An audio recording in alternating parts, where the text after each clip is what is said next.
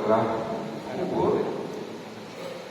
Kata Rasulullah, tidaklah seorang mayat di dalam kuburnya seperti dalam keadaan tenggelam. Orang yang berenang kehabisan tenaga, kemudian dia tenggelam. Apa yang dia lakukan? Yantadhiru ta'atan, dia menunggu pertolongan. Apa pertolongannya? Pertolongannya adalah menunggu doa. Doa daripada anak, doa daripada saudara, atau doa dari sahabat-sahabat.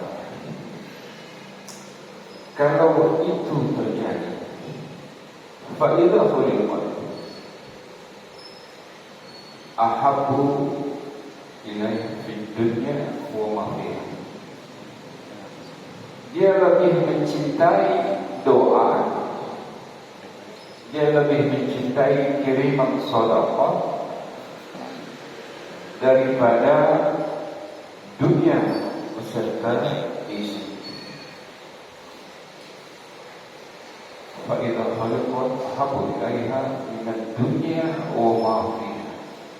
Dunia beserta isi. Apa isi dunia? Dunia ada lautan, ada daratan, ada langit, ada emas, ada mineral. Tapi itu tidak dianggap. Tidak dianggap. Yang lebih disukai seorang mayit atau seorang jenazah di dalam kuburnya adalah doa. Apalagi doa itu dari seorang anak yang soleh. Pernah beberapa kali berkata, seorang pendosa yang banyak berbuat maksiat, dia mempunyai keturunan, mempunyai anak, diazab oleh malaikat azab.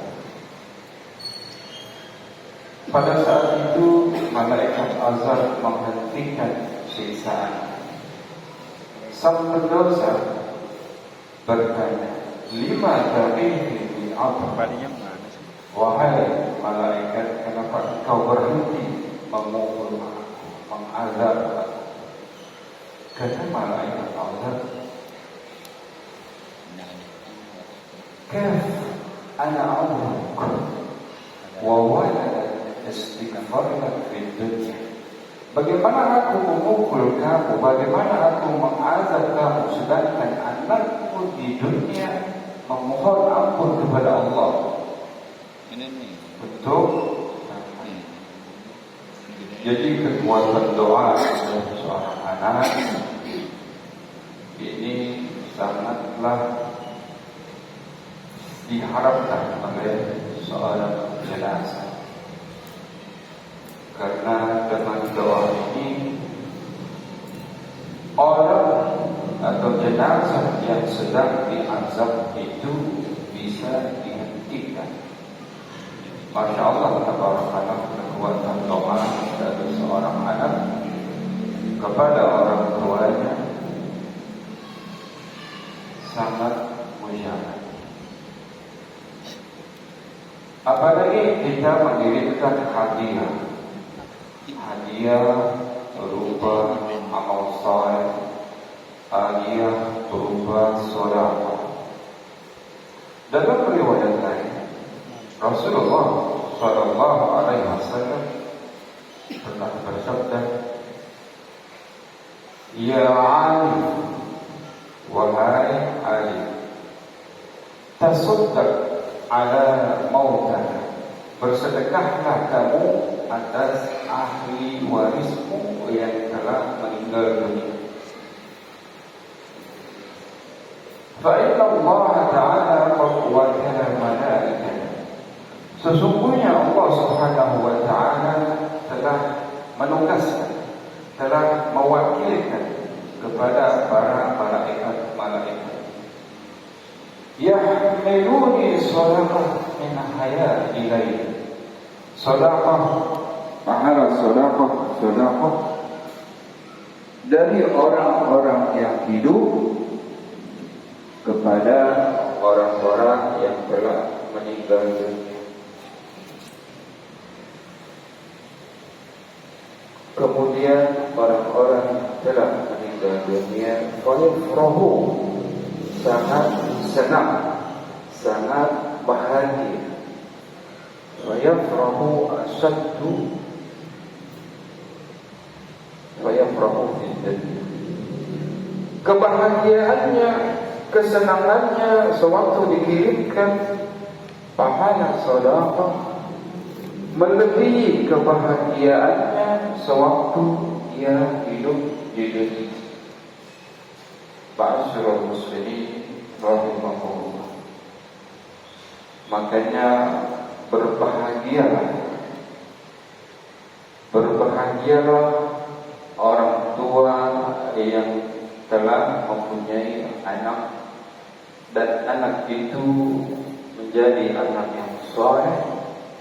Nanti di akhirat dia mendapatkan kiriman pahala, kiriman doa, kiriman sedekah.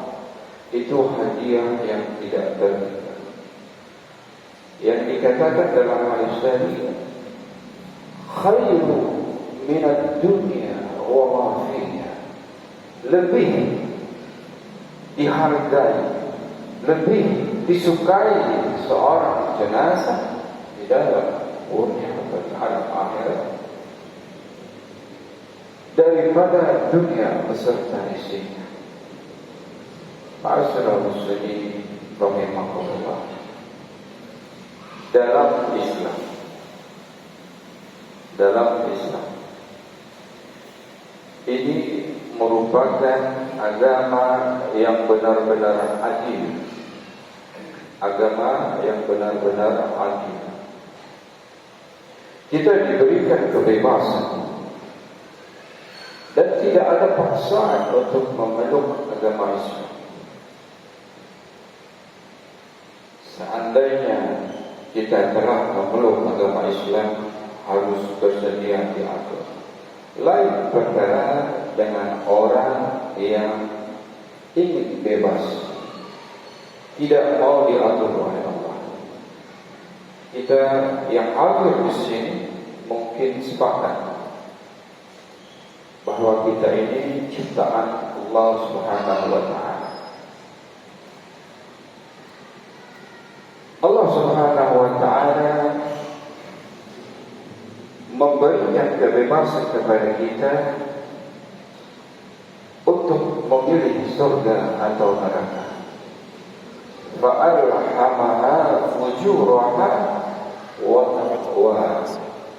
Mau pilih jalan kemaksiatan, fujuraha, atau jalan kebaikan dengan takwa, wa taqwa, yang konsekuensinya nanti di akhirat kita akan menerima balasan dari Allah Subhanahu wa Ta'ala. Kita mau menjalankan syariat dari Allah Subhanahu wa Ta'ala atau kita mau bebas. La ikraha fiddin. Sebagai manusia yang berakal, yang berilmu, pastilah kita akan memilih jalan kebaikan yang akan kita terima nanti di akhirat dengan bekal takwa. Sebaik-baiknya bekal yang akan kita pergunakan sebagai bekal di akhirat adalah bekal takwa. Watazawwadu fa inna khairaz zadi taqwa. Sebaik-baik bekal adalah bekal takwa. Ma'asyiral muslimin rahimahullah. Bukankah pernah kita belajar nasihat 7 nasihat dari malaikat Jibril. Kalau kita tidak mau diatur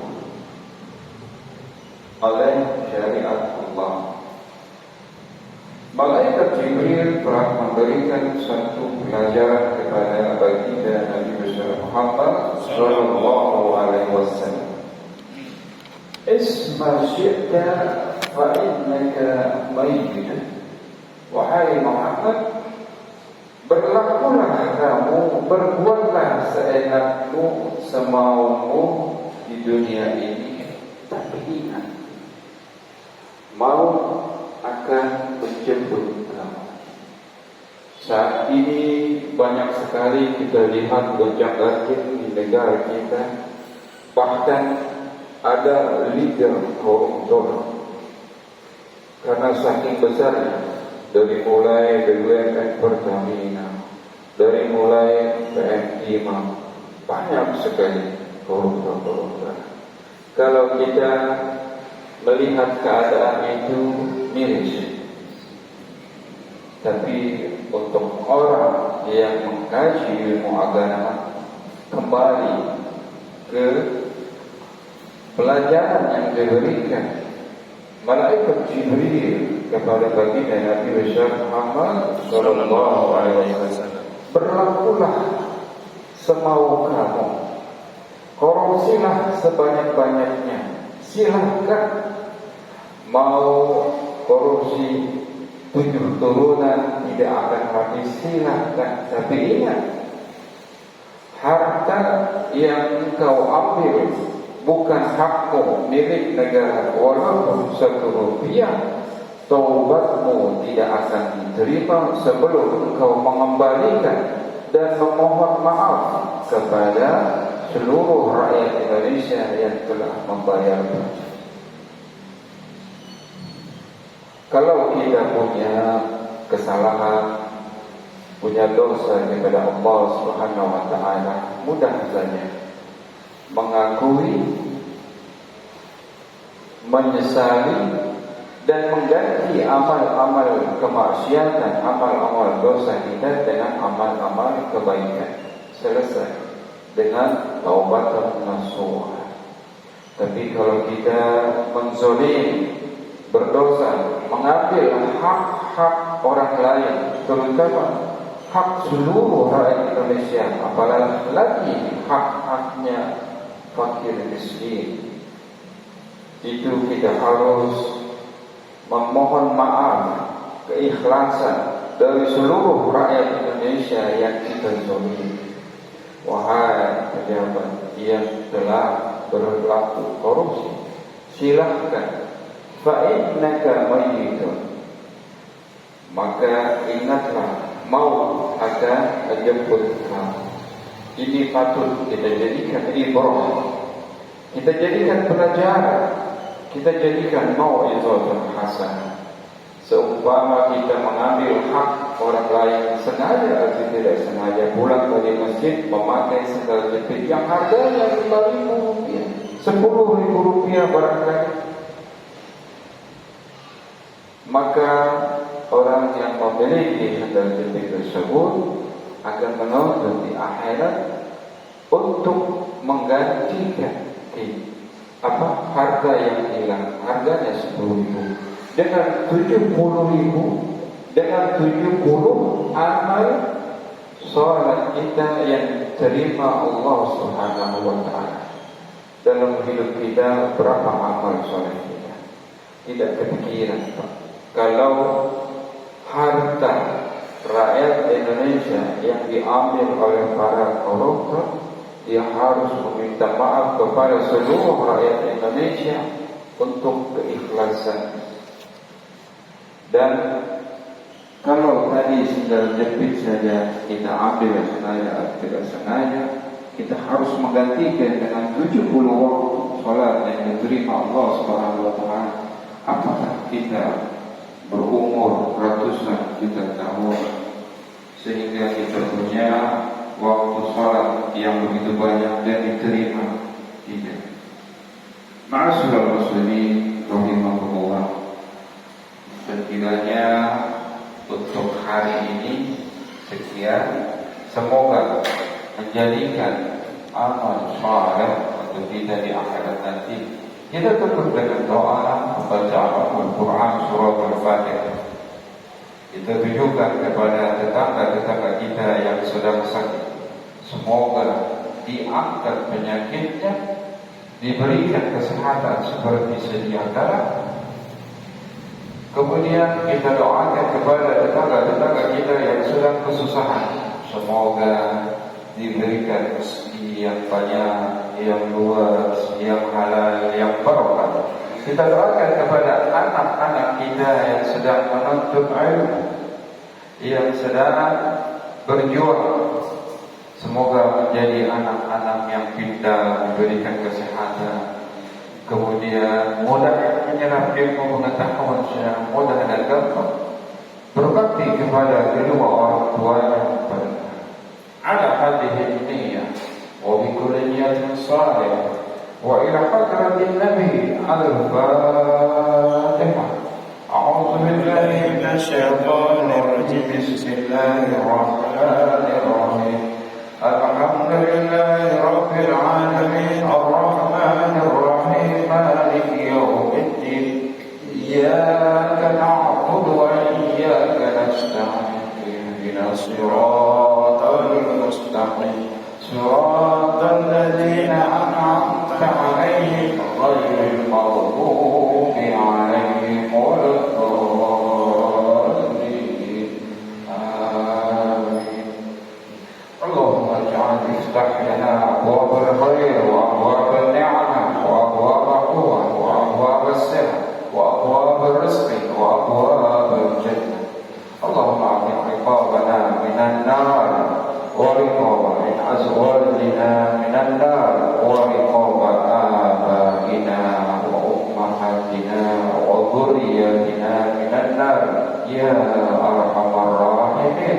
اللهم بحق الفاتحة وبشر الفاتحة وبكرامة الفاتحة وبمعزة الفاتحة يا فارز الحق ويا كاسف الغم ويا دافع البلاء يا الله ويا دافع البلاء يا رحيم ويا دافع البلاء يا رحمن.